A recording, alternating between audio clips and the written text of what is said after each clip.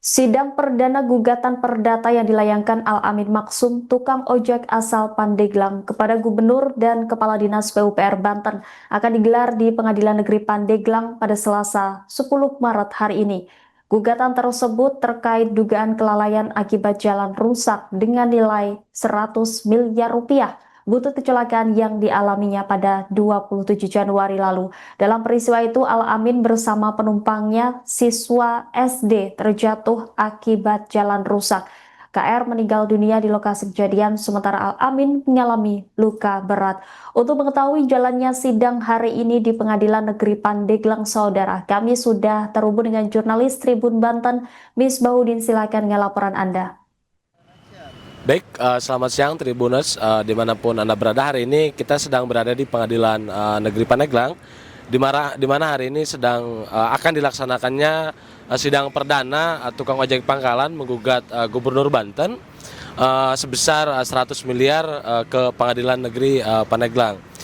Nah, gugatan ini muncul setelah buntut kecelakaan yang menewaskan satu orang anak atas adanya jalan berlubang di Jalan Raya Labuan Pandeglang, dan Gubernur Banten, kemudian Bupati Pandeglang, kemudian PUPR Provinsi dan juga Disub Pandeglang ini mereka digugat sebesar 100 miliar begitu tuh. Dan hari ini sidang akan dimulai pada pukul 9, namun hari ini juga belum dimulai. Nah, untuk kuasa hukum atau kehadiran Gubernur Banten ini akan diwakili oleh kuasa hukumnya. Kemudian untuk Bupati Pandeglang dikabarkan akan diwakili oleh tim kuasa hukum dari Setda Kabupaten Pandeglang serta hal lainnya begitu tuh. Namun hari ini kita belum melihat beberapa orang yang memang mewakili kuasa hukumnya atau tergugatnya masing-masing begitu tuh.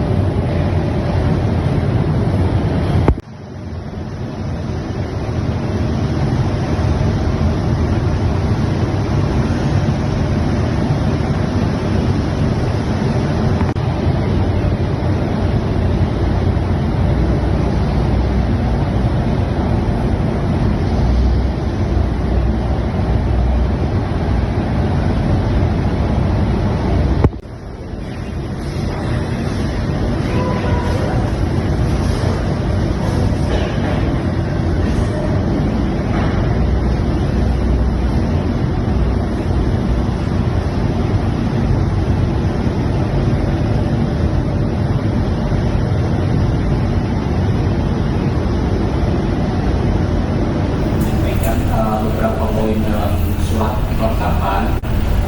Tentunya ada beberapa surat kelengkapan di situ mengenai surat tugas dari Gubernur dan surat kuasa. Di surat tugas 4 orang dan surat kuasa 6 orang. Dan yang saya ketahui PLT Biro Hukum Pak Hadi itu saya baca beberapa di media memang usia terkait beliau itu 58 tahun di Juni 2025. Sementara mengacu di Undang-Undang ASN, beliau itu sudah habis masa jabatannya sebagai jaksa di kejaksaan, sebagai jabatan jaksa komisioner. Yang harus bertanyakan adalah sendirinya, saya kira kami keberatan yang mulia, karena dia tidak bisa mewakili kapasitas sebagai PLT di Biro Hukum Kesehatan. Itu yang boleh. Terima kasih. Dari pihak tergugat 1, tergugat 2, tergugat 3, tergugat 4, tergugat 1, ada yang disampaikan sebelum kita proses persidangannya.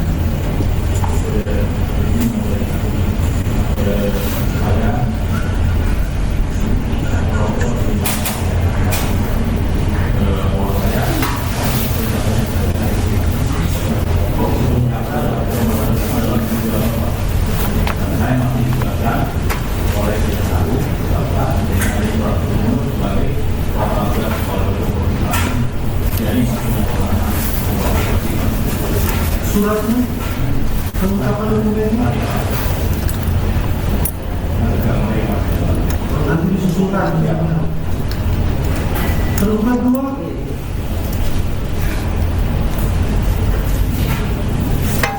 tergugat 3, tergugat 4, tergugat 1. Cukup.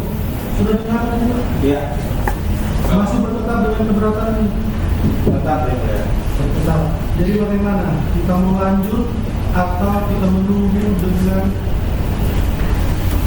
surat yang akan dilanjutkan?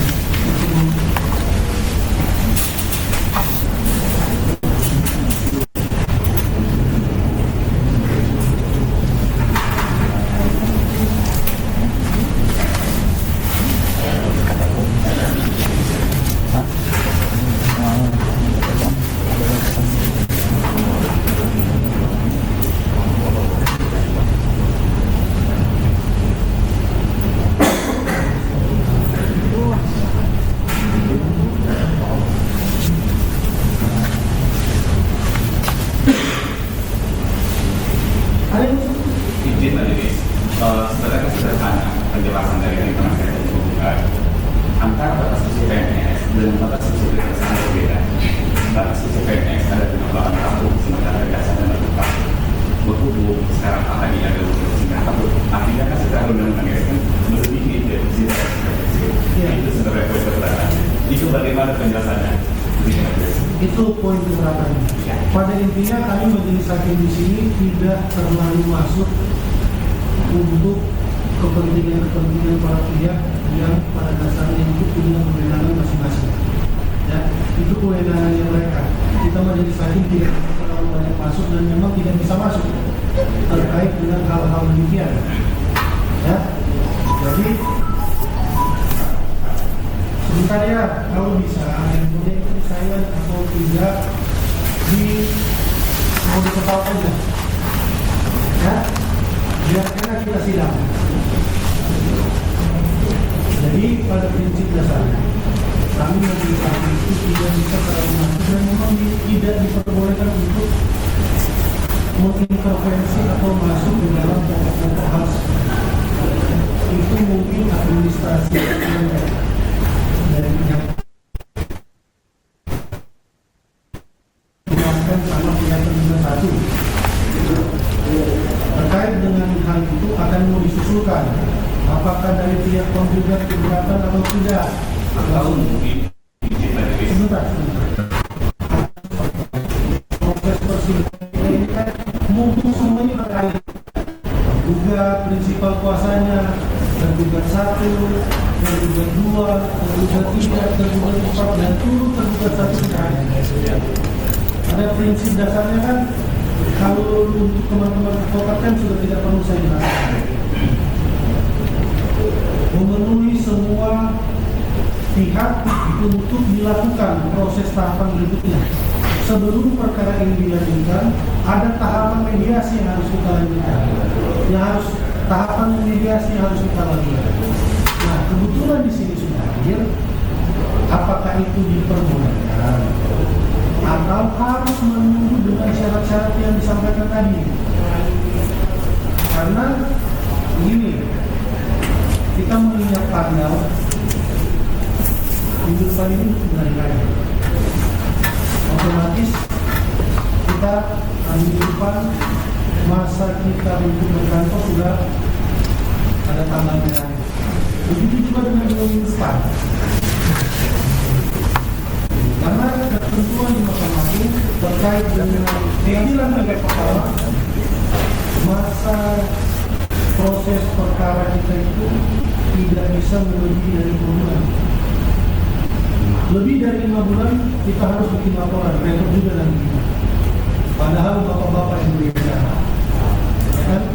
Maksudnya, apakah dari pihak penggugat sudah bisa dilakukan tahapan berikutnya, atau menunggu dengan surat yang disampaikan dari pihak penggugat? Ya, dilanjutkan aja ya, tidak masalah. Bagi kami menunggu nanti surat itu. Berarti disusulkan pada waktu proses mediasi. ya, atau usulan kami majelis karena kita ada berita acara persidangan, itu bisa akan berita acara persidangan. Pasti akan semua yang terjadi dicatat dalam proses tidak keberatan ini juga akan dimasukkan di dalam proses berita acara kita agar kita juga punya pertanggungjawaban dalam persidangan. Jadi menurut pihak penggugat prinsipal maupun kuasa mau dilanjutkan? Ya, lanjutkan. Lanjut? Tidak keberatan? Ya. Terkait dengan tadi? Karena Tidak keberatan ya? ya, Dari pihak tergugat 1 sudah dengar tadi ya? Tergugat 2, tergugat 3, tergugat 4, turut tergugat 1 pada prinsipnya sesuai dengan Permen nomor 1 tahun 2016 ada perubahan juga di peraturan Mahkamah Agung terkait dengan proses mediasi. Setiap perkara perdata itu wajib dilakukan mediasi. Tanpa ya. Jadi sebelum perkara yang dilanjutkan ke tahap berikutnya harus ada tahapan mediasi yang dilakukan. Nah sekarang dari pihak tergugat, para tergugat, tergugat ada tidak mediator dan luar untuk memediasi perkara ini. Tinggal saja kita kembali. Tergugat 1, 2, 3, 4, tergugat 1. Diserahkan ke majelis. Kita sebenarnya di sini sudah ada daftar mediator non hakim yang ada di Kabupaten Pandeglang. Ada 19 orang. Tapi ini semua sudah punya sertifikat mediator.